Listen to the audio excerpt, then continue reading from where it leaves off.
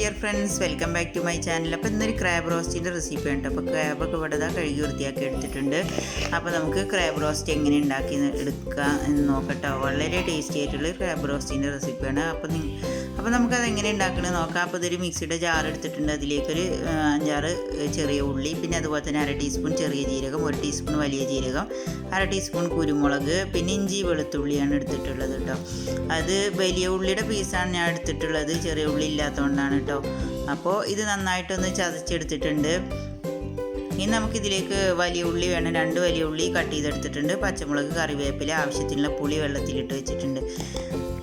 ഇനി നമുക്ക് എന്ത് ചെയ്യണം, ഈ പച്ചമുളകും കൂടെ ഒന്ന് ചതച്ചെടുക്കണം കേട്ടോ. അപ്പോൾ അത് നമ്മൾ നേരത്തെ ഇഞ്ചി വെളുത്തുള്ളിയൊക്കെ ചതച്ചെടുത്തില്ലേ, അപ്പോൾ അതിലേക്ക് ഇട്ട് കൊടുക്കണം കേട്ടോ. പച്ചമുളകും കൂടെ ഇട്ട് കൊടുത്തിട്ട് നന്നായിട്ടൊന്ന് ചതച്ചെടുക്കാം. പേസ്റ്റാക്കി എടുക്കേണ്ട, വെള്ളമൊന്നും ചേർക്കരുത്. പിന്നെ അതാ ഒരു പാൻ അടുപ്പത്ത് വെച്ച് കൊടുത്തിട്ടുണ്ട്. ചൂടായതിനു ശേഷം അതിലേക്ക് വെളിച്ചെണ്ണ ഒഴിച്ച് കൊടുത്തിട്ടുണ്ട്. അപ്പോൾ എണ്ണ ചൂടായി വരുമ്പോൾ അതിലേക്ക് ഒരു 1/2 ടീസ്പൂൺ ഉലുവ ഇട്ടിട്ട് ഒന്ന് പൊട്ടിച്ചെടുക്കണം. അതുപോലെ തന്നെ ഒരു 1/2 ടീസ്പൂണ് വലിയ ജീരകം കൂടെ ഇട്ട് കൊടുക്കണം കേട്ടോ. അപ്പോൾ ഈ ഉലുവയും ജീരകമൊന്നും കരിഞ്ഞു പോകരുത്, അപ്പോൾ നമ്മുടെ കറിയുടെ ടേസ്റ്റ് തന്നെ മാറും. അപ്പോൾ ഉലുവയും ജീരകമൊക്കെ പൊട്ടിക്കുമ്പോൾ ചെറിയ ഫ്ലെയിമിൽ വെക്കുക കേട്ടോ. ഇന്ന് ഇതിലേക്ക് നമ്മൾ വലിയ ഉള്ളി കട്ട് ചെയ്തതും കൂടെ ഇട്ട് കൊടുക്കുക. കുറച്ച് കറിവേപ്പില ഇട്ട് കൊടുക്കുക. കുറച്ച് ഉപ്പും കൂടെ ചേർത്തിട്ട് ഇത് നന്നായിട്ടൊന്ന് വാട്ടിയെടുക്കണം. അപ്പോൾ ഇവിടെ ഉള്ളിയൊക്കെ വാടി വരുമ്പോഴത്തേക്കും നമുക്കിതിലേക്ക് ടൊമാറ്റോ പ്യൂരി റെഡിയാക്കി എടുക്കണം കേട്ടോ. അപ്പോൾ ഇതാ തക്കാളി വെള്ളത്തിലിട്ടിട്ട് ഇത് നന്നായിട്ട് ഞാൻ തിളപ്പിച്ചെടുക്കണം. 3 തക്കാളിയാണ് കേട്ടോ എടുത്തിട്ടുള്ളത്.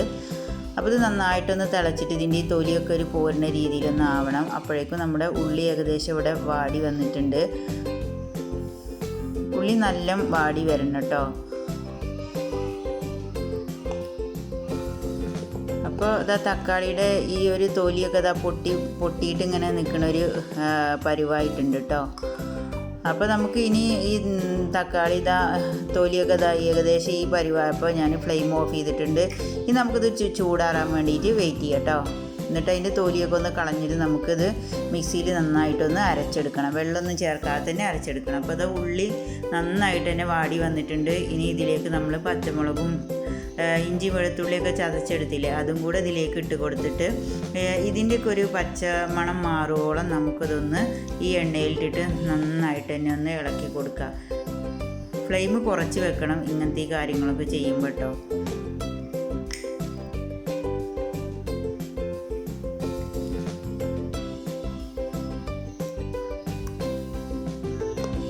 പിന്നെ ഇതിലേക്ക് നമുക്ക് ആവശ്യത്തിനുള്ള പൊടികൾ ചേർത്ത് കൊടുക്കണം. അതുപോലെ തന്നെ പൊടികൾ ചേർക്കുമ്പോൾ ഫ്ലെയിം കുറച്ച് വെക്കുക. അപ്പോൾ ഇതിൻ്റെ ഒരു പച്ച സ്മെല്ലൊക്കെ മാറിപ്പോൾ അതിലേക്ക് 1.5 ടീസ്പൂൺ മല്ലിപ്പൊടി, 1.5 ടീസ്പൂൺ മുളക് പൊടി, 1/4 ടീസ്പൂണ് മഞ്ഞൾപ്പൊടിയും കൂടെ ഇട്ട് കൊടുത്തിട്ടുണ്ട്. ഇനി ഫ്ലെയിം കുറച്ച് വെച്ചിട്ട് തന്നെ നന്നായിട്ടൊന്ന് ഇതൊന്ന് ഈ പൊടികളുടെ ഒരു പച്ച സ്മെല്ലൊക്കെ ഒന്ന് മാറുകയുള്ളൂ ഇതിലിട്ടിട്ട് നന്നായിട്ടൊന്ന് വറുത്തെടുക്കുകയാണ്. അപ്പോൾ ഇത് നന്നായിട്ട് തന്നെ ഇളക്കി കൊടുത്തിട്ട് പൊടികളുടെ മണം പോവോളം ഒന്ന് വെയിറ്റ് ചെയ്യാം കേട്ടോ.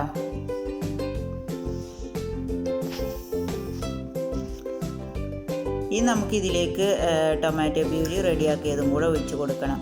അപ്പോൾ നമ്മളിതിവിടെ തക്കാളിയൊക്കെ നമ്മളത് വേവിച്ച് വെച്ചിട്ടില്ലേ, അപ്പോൾ അതിൻ്റെ തൊലിയൊക്കെ കളഞ്ഞിട്ട് ചൂടാറിയതിന് ശേഷം മിക്സിയിൽ ഇതാ നന്നായിട്ട് അരച്ചെടുത്തിട്ടുണ്ട്. വെള്ളമൊന്നും ചേർക്കാതെ തന്നെ അരച്ചെടുക്കുക. ഇനി ഇത് നന്നായിട്ടൊന്ന് മിക്സ് ചെയ്യാണ്. മിക്സ് ചെയ്തിട്ട് ഈ തക്കാളിയുടെ ഒരു പച്ച സ്മെല്ലൊക്കെ ഒന്ന് മാറോളം ഈ ഇതിലിട്ടിട്ട് നന്നായിട്ട് തന്നെ ഇളക്കി കൊടുക്കുക.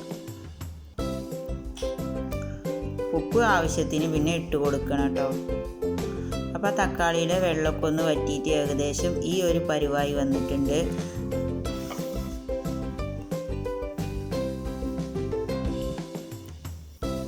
ഇനി നമുക്ക് ഇതിലേക്ക് തേങ്ങാപ്പാലാണ് കേട്ടോ ആവശ്യമുള്ളത്. അപ്പോൾ ഇത് തേങ്ങാപ്പാലിലാണ് വേവിച്ചെടുക്കുന്നത്. ഇനി നമുക്കിതിലേക്ക് ആവശ്യത്തിനുള്ള പുളി ഒന്ന് ചേർത്ത് കൊടുക്കുക. നമുക്ക് ഒന്നില്ലെങ്കിൽ ഈ ടൈമിൽ കുടംപുളി ഇട്ട് കൊടുക്കുക, അല്ലാന്നുണ്ടെങ്കിൽ സാദാ പുളി വെള്ളത്തിലിട്ടിട്ട് അതിൻ്റെ വെള്ളം ഒന്ന് ചേർത്ത് കൊടുക്കുക. കൂടുതൽ പുളി ഒഴിക്കരുത് കേട്ടോ. അതുപോലെ തന്നെ ഇതിൽ വെള്ളം ചേർക്കും ചെയ്യരുത്. വെള്ളം ചേർക്കാതെ ഉണ്ടാക്കുമ്പോഴാണ് ക്രാബ് റോസ്റ്റ് നല്ല ടേസ്റ്റ് ഉണ്ടാവുക. അപ്പോൾ പുളിയൊക്കെ ഒഴിച്ച് കൊടുത്തിട്ട് ഒന്ന് തിളച്ച ശേഷം നന്നായിട്ട് ഞാനൊന്ന് ഇളക്കി കൊടുക്കുകയാണ്.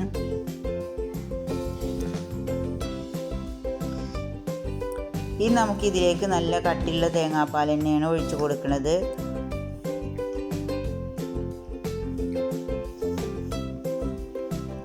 അപ്പോൾ ഞാനൊരു കപ്പൊക്കെ തേങ്ങാപ്പാൽ എടുത്തിട്ടുണ്ട് കേട്ടോ. ഒരു കപ്പ് തേങ്ങാപ്പാലൊക്കെ ഇതിലേക്ക് ഒഴിച്ച് കൊടുത്തതിന് ശേഷം നന്നായിട്ടൊന്ന് മിക്സ് ചെയ്യാണ്. പിന്നെ ഇതിലേക്ക് കൂടുതൽ കുരുമുളകാണ് കേട്ടോ എരിവിന് ചേർക്കുന്നത്. നമ്മൾ ആ ചതച്ചെടുക്കുന്ന ടൈമിൽ കുറച്ചധികം കുരുമുളക് ചേർത്ത് കൊടുക്കുക. അതല്ലാന്നുണ്ടെങ്കിൽ ഈ ഒരു ടൈമിലൊക്കെ കുരുമുളക് പൊടി ഇട്ട് കൊടുത്താലും മതി.